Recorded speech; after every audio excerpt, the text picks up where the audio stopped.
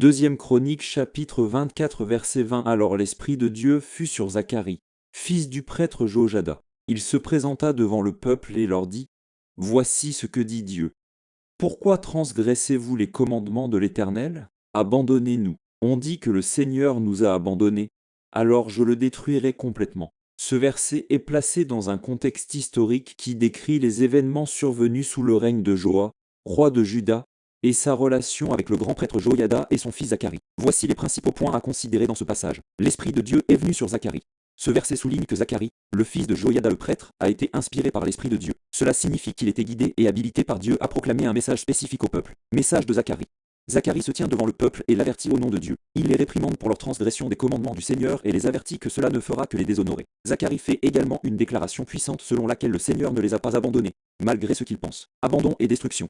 Zacharie prévient que s'ils continuent leur transgression, le Seigneur les détruira complètement. Cela reflète une profonde inquiétude quant à l'éloignement spirituel du peuple de Dieu et aux dangers qu'il entraîne. Ce verset illustre le rôle des prophètes dans l'Ancien Testament en tant que messagers de Dieu, souvent appelés à affronter le péché et la désobéissance du peuple. Zacharie, inspiré par l'Esprit de Dieu, exhorte le peuple à se repentir et à revenir au Seigneur. Malheureusement, l'histoire ultérieure révèle que Zacharie a été lapidé pour avoir prononcé ce message, ce qui met en évidence le degré de rejet auquel les prophètes sont souvent confrontés lorsqu'ils proclament la vérité divine.